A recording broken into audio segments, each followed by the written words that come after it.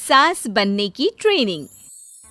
सुधा के बेटे की शादी होने वाली थी और वो इतनी एक्साइटेड थी कि आज मैं ऊपर आसमां नीचे, आज मैं आगे जमाना है पीछे। अरे हाँ भाग्यवान, तू सबसे आगे ही है। लेकिन हुआ क्या है? सास बनने वाली हूँ मैं। अरे घर में एक नया सदस्य आ जाएगा, कितना अच्छा लगेगा ना।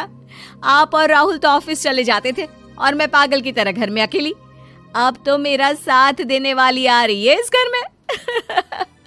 बहुत बहुत बहुत खुश हूँ मैं। ओहो ठीक है बेगम, लेकिन अपनी खुशी को लगाम लगा कर रखो। क्या पता कैसी आए, तुम्हारा साथ देने वाली आए या फिर ऐसी आ जाए जो तुम्हारी शक्ल देखना भी पसंद ना करती हो। ऐसा क्यों बोल रहे हैं जी? शुभ नहीं बोल सकते तो अशुभ तो ना बोले। अच्छा जल्दी से तैयार हो जाओ, चांदनी चौक जाना है शादी की शॉपिंग के लिए। हाँ हाँ, थोड़ी सुबह तो हो जाने दो, दुकानें बाजार खुल तो जाए। तुम सच में ना पागल हो गई हो बहू के आने की खुशी में। बेटा माँ की हरकतें देख रहा था। वो सारी बात फोन पर अपनी होने वाली बीवी राशि को बताता है। फिर पता है क्या हुआ? माँ ना सुबह 6 बजे ही पापा को चांदनी चौक जाने को कहने लगी। दूसरी तरफ राशि कहती है, अरे वाह, ये तो बहुत अच्छी बात है ना। सास इतना सोचने वाली मिल रही है, और क्या चाहिए। मैंने भी सोचा है मम्मी जी के साथ बहुत प्यार से रहूंगी, उनका ख्याल रखूंगी और प्यार करूंगी। राहुल भी खुश था। लेकिन बाजार में सुधा जी और उनके पति को एक अजीब सी दुकान दिखती है जिसके बाहर लिखा होता है, हमारे यहाँ सास बनने की ट्रेनिंग दी जाती है। ये देखिए जरा, लग रहा है आजकल के लोगों को कोई काम नहीं है। अरे सास बनने की भी ट्रेनिंग होती है क्या? दुकान के सामने एक पिंजरा था, उसमें एक तोता बंद था। सुधा की बात सुनकर तोता बोल पड़ता है, अरे नादान औरत, अगर सास सही तो पूरा घर सही रहता है, परिवार बंधा रहता है और आने वाली जनरेशन संस्कारी होती है। लेकिन तू क्या समझेगी? जा जा आगे जा। ओए, तोते बड़ा बोल रहा है, क्यों आगे जाऊं? मैं नहीं जा रही। देखा देखा, तेरे जैसी औरत को तो सास बनने की ट्रेनिंग लेनी ही चाहिए। निकाल 1000 रुपये और जान दर, नहीं तो पूरी जिंदगी रोती रहेगी। सुधा को तोते की बात में दम लगता है। ए जी, निकालो ना जरा 1000 रुपए। अरे पागल हो क्या? जानवर की बात में आ रही हो? किस पागल आदमी की सुन रही हो, जिसे ये भी नहीं पता कि तोता जानवर नहीं पक्षी होता है। चलो निकालो 1000 रुपये और अंदर जाकर सास के रूप में जीवन को सफल कर लो। हाँ जी, बात तो ये सही बोल रहा है। कहाँ मैं आपकी बात में आ रही हूँ? मैं तो अंदर जा रही हूँ, 1000 रुपये दीजिए। पति क्या करता, बीवी की आज्ञा सर आंखों पर। लेकिन जैसे ही सुधा अंदर जाती है, सामने कई औरतें पहले से ही बैठी होती हैं। मेरी पहली बहू के वक्त मैंने इतना नहीं सोचा था, और आज वो मेरे सर पर चढ़कर नाचती है। गुरुजी, कोई उपाय बताए। तभी गुरु की नजर सुधा पर पड़ती है और वो आंखें बंद कर लेता है। तू पहले भी मेरी दुकान के सामने से होकर गई थी ना, तब क्यों नहीं आई? औरत जो कि गुरु के साथ मिली हुई थी। महाराज, तब पता नहीं था कि सच में सास बनने की भी ट्रेनिंग लेनी होती है। लगा था घर में कोई सदस्य आ रहा है जो सारा दिन मेरे साथ रहेगी, लेकिन ऐसा तो कुछ भी नहीं हुआ गुरुजी।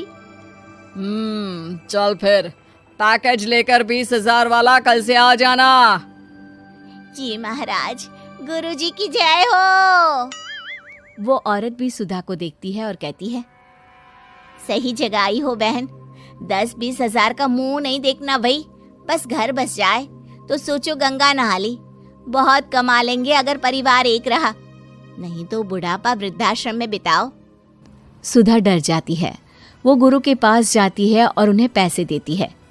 देखो, एक मंत्र गांठ बांध लो कि कभी भी बहू को बेटी ना समझना। जितना दबा कर पहले दिन से रखोगी, धीरे धीरे प्यार दोगी तो मान रखेगी, नहीं तो। ना जी ना गुरुजी, समझ गई। अरे भला हो भगवान का जो आपसे मिला दिया, नहीं तो मैं। हाँ हाँ, आगे बढ़ते जाए, पीछे और भी लोग हैं, सबको मौका दे। सुधा घर आ जाती है। राशि शादी करके घर आती है तो दिमाग में सास की वही छवि होती है जो राहुल ने दिखाई थी। देखो राशि, मैंने काम वाली हटा दी है। वो क्या है ना, 2000 महीने लेती थी, यानी कि 24,000 साल का, और 5 साल में उसे जोड़ो तो 1,20,000 रुपए। माँ जी, और 10 साल जोड़े तो? तभी राहुल आ जाता है।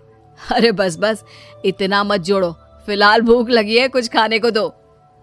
अरे पर बर्तन तो गंदे हैं ना, काम वाली तो आई नहीं, फिर बर्तन कौन धोएगा? अरे कौन धोएगा मतलब? तू धोएगी? मैं? ठीक है, मैं धो लेती हूँ, धो कर देती हूँ, आप खाना बना ले। अरे खाना भी तू ही बनाएगी? ये क्या बात होती है माँ, क्या हो गया तुझे? कल तक तो कुछ और ही बोल रही थी। लेकिन सुधा का व्यवहार सुधरने का नाम ही नहीं ले रहा था। बहू और बेटा ससुर से बात करते हैं। पिताजी, क्या हो गया है माँ जी को?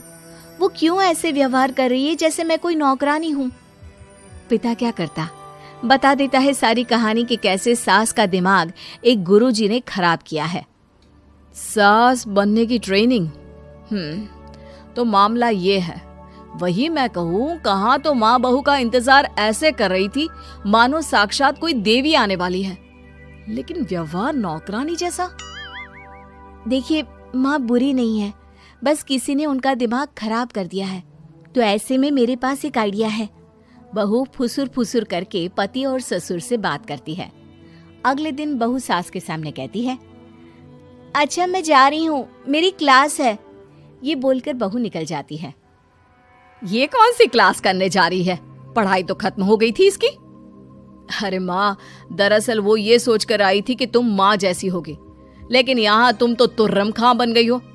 तो वो किसी बहू बनने की ट्रेनिंग वाली क्लास में गई है।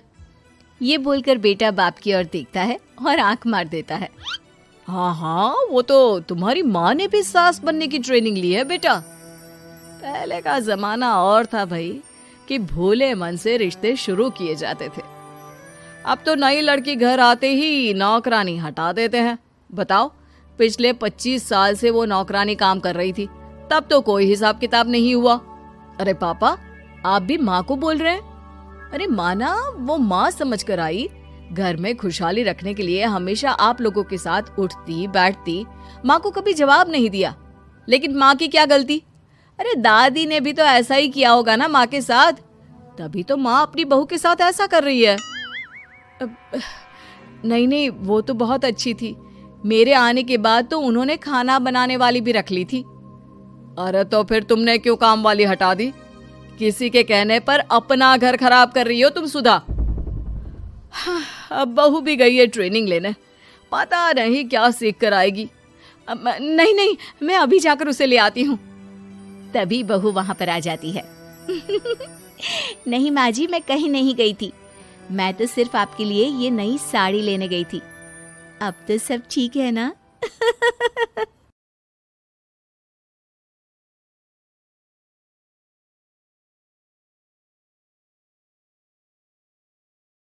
सास का कायाकल्प। राधा को अपनी सास से बहुत प्यार था। मम्मी जी, आपकी साड़ी कितनी प्यारी लग रही है, काश मैं भी आपके जैसी साड़ी पहन पाती। अरे बेटा, हमारे जमाने में तो साड़ी ही चलती थी, तू क्या करेगी साड़ी पहनकर? दिन भर भागा दौड़ी करती है, साड़ी कंफर्टेबल नहीं फील कराएगी। तू तो ऐसे ही जचती है बेटा। राधा सास को लेकर घूमने जाती, सैर करती और उनसे खूब बातें किया करती थी। एक दिन, अरे राधा और माँ सुनो, अब हम लोगों को बम्बई चलना पड़ेगा, मेरी नई नौकरी वहीं लगी है। अरे वाह माँ, कितना मजा आएगा ना। अरे नहीं, मैं नहीं जाऊंगी, बड़ा शहर, बड़े लोग, मेरा दिल नहीं लगेगा। अरे माँ, मैं हूं ना आपके साथ। और सारा परिवार बड़े शहर में शिफ्ट हो जाता है। एक दिन, राधा, तू भी अब नौकरी में जाने लगी है, मैं तो बोर हो जाती हूँ। सोच रही हूँ आसपास की औरतों से दोस्ती कर लूँ। हाँ हाँ माँ, और क्या, यहाँ की औरतें तो किटी पार्टी और बहुत सी फन लविंग एक्टिविटी करती हैं। तो बेटा 2-4 फन लविंग से मुझे भी मिलवा देना। बहू सास के साथ बाहर निकलती है तो देखती है कि सास की उम्र की जो औरतें टहल रही हैं उनका पहनावा ओढ़ावा सास से बिल्कुल अलग है। लेकिन फिर भी राधा एक औरत को रोकती है। Hello aunty, how are you? Oh great darling. Aunty, हम लोग यहाँ नए शिफ्ट हुए हैं, ये मेरी मम्मी है, क्या ये कल से आप लोगों को ज्वाइन कर सकती हैं? वो औरत सास की तरफ बड़ी ही अजीब नज़रों से देखती है, फिर कहती है, अब ठीक है, कल से भेज देना। सास समझ जाती है कि उस औरत को वो ठीक नहीं लगी, लेकिन फिर भी वो कुछ नहीं बोलती। अगले दिन, अरे माँ, अच्छी सी साड़ी पहनकर तैयार होकर जाइए, आपको आपकी दोस्तों के पास जाना है ना। और नहीं नहीं, मैं सोच रही हूँ घर पर बैठकर टीवी देखूं। वैसे भी रामायण का नया एपिसोड आएगा। नहीं माँ, आप जाओ ना, लोगों से मिलो, बात करो, अच्छा लगेगा। ना चाहते हुए भी सास उन लोगों के पास जाती है, लेकिन सभी सास से बुरा व्यवहार करते हैं। सास मुंह लटकाकर घर आ जाती है। बहू समझ जाती है कि सास को कुछ हुआ है। वो रोज़ सास को पार्क में भेजती, लेकिन सास रोज़ मुंह लटकाकर वापस आ जाती। क्या हुआ माँ, आप बाहर जाकर खुश नहीं होती हैं? अरे बेटा, खुश तो हूँ लेकिन क्या माँ, आपको तो लोगों से मिलना, बातें करना अच्छा लगता था। मैं देख रही हूँ कि आजकल आप बाहर से आती हैं तो परेशान सी दिखती हैं। सास कुछ नहीं कहती, अपने कमरे में चली जाती है। अगले दिन राधा चुपके से सास के पीछे पार्क में जाती है। हेलो, कैसे हैं आप लोग? एक औरत मुंह बनाकर साइड हो जाती है। सभी एक दूसरे से बात करती हैं, लेकिन राधा की सास साइड में चुपचाप अकेली बैठी रहती हैं। राधा घर आती है और सास के वापस आने का इंतजार करती है। सास मुंह लटकाकर घर आती है। अरे मम्मी जी, तब से इंतजार कर रही हूँ, जल्दी तैयार हो जाइए, मार्केट जाना है। राधा सास को लेकर बाजार जाती है और उन्हें कुछ मॉडर्न कपड़े दिलाती है। अगले दिन सास उन कपड़ों को पहनकर पार्क में जाती है। Oh my God, you are looking gorgeous. Beautiful top. कहाँ से लिया? हे, मेरे घर में कल किटी है, तुम जरूर आना। अजीब औरतें हो तुम लोग। मैं रोज आती थी, तब तो तुम लोग सीधे मुंह बात भी नहीं करती थी। आज इन कपड़ों को देखकर तुम मुझे घर बुला रही हो। लेकिन सुनो, अब मुझे तुम लोगों से कोई बात नहीं करनी और ना ही दोस्ती करनी है। अरे, तुम तो बुरा मान गई।